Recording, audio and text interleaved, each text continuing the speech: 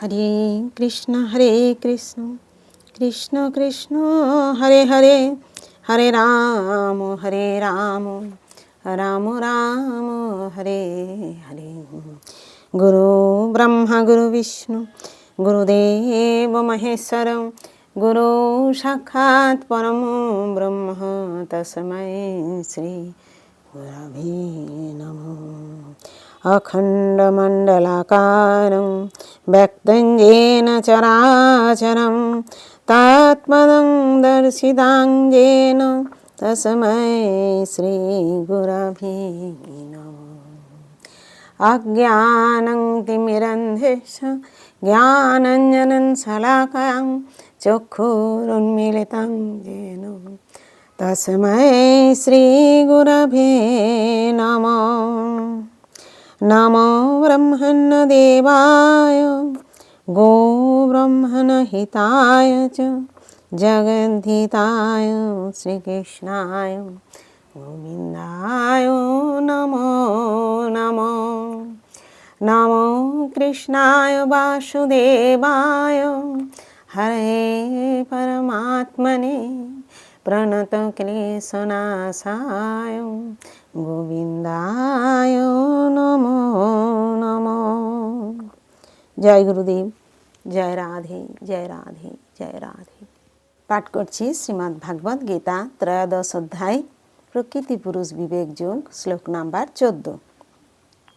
সর্বত পাণিপাদম তৎ সর্বতঃ শিরমুখম সর্বত শ্রুতিমল্লোকে সর্বামাবৃত তিষ্ঠতি।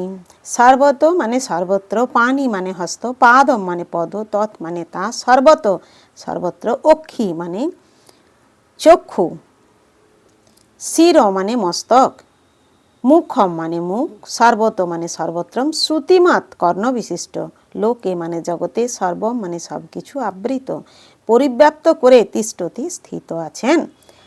অনুবাদ: সর্বত্রই তাঁর হস্ত, পদ, চক্ষু, মস্তক ও মুখ বর্তমান এবং তিনি সর্বত্রই কর্ণযুক্ত।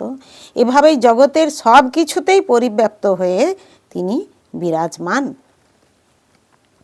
তাৎপর্য: সূর্য যেমন অনন্ত কিরণ বিকিরণ করে বিরাজমান, যেভাবে পরমাত্মা বা পরমেশ্বর ভগবানও বিরাজমান। তিনি তার সর্বব্যাপ্ত রূপে বিরাজমান এবং আদি কবি ব্রহ্মা থেকে শুরু করে ক্ষুদ্র পিপীলিকা পর্যন্ত সমস্ত জীবই তাকে আশ্রয় করে বিরাজমান।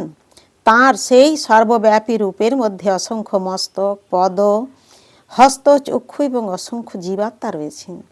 সবই পরমাত্মার মধ্যে ও উপরে বিরাজ করছে।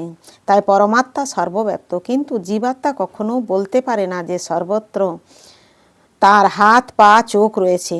তা কখনো সম্ভব নয়।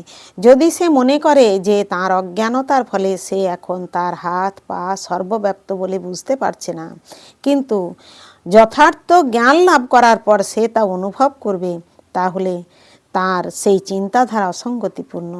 তার অর্থ এই যে জড় প্রকৃতির দ্বারা আবদ্ধ হয়ে পড়ার ফলে জীব আর পরম সত্তা নয়। পরমেশ্বর জীবাত্মা থেকে ভিন্ন। পরমেশ্বর ভগবান সীমাহীনভাবে তার হাত বর্ধিত করতে পারেন, কিন্তু জীবাত্মা তা পারে না। ভগবদ্গীতায় ভগবান বলেছেন, কেউ যদি তাকে ফুল, ফল অথবা জল নিবেদন করেন তাহলে তিনি তা গ্রহণ করেন। ভগবান যদি দূরে থাকেন তাহলে কি করে তিনি তা গ্রহণ করেন? সেটি ভগবানের সর্বশক্তিমত্তা। এমনকি যদিও তিনি এই পৃথিবী থেকে অনেক দূরে তার নিজ ধামে রয়েছেন, তবুও তিনি তার হাত প্রসারিত করে তার উদ্দেশ্যে নিবেদিত নৈবেদ্য গ্রহণ করতে পারেন। এমনই তার অচিন্ত শক্তি। ব্রহ্মসংহিতায় বলা হয়েছে, গোলক এব নিব সত্য খিলাত্মা ভূত। যদি তিনি সর্বদাই তার চিন্ময়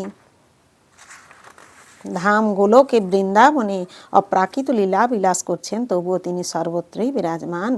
জীবাত্মা কখনোই দাবি করতে পারে না যে সে সর্বত্রই বিরাজমান। তাই এই শ্লোকে পরমাত্মা পরমেশ্বর ভগবানের বর্ণনা করা হয়েছে, জীবাত্মার নয়। হরে কৃষ্ণ কৃষ্ণ কৃষ্ণ হরে হরে, হরে রাম রাম রাম হরে হরে। জয় গুরুদেব, জয় গুরুদেব, জয় গুরুদেব।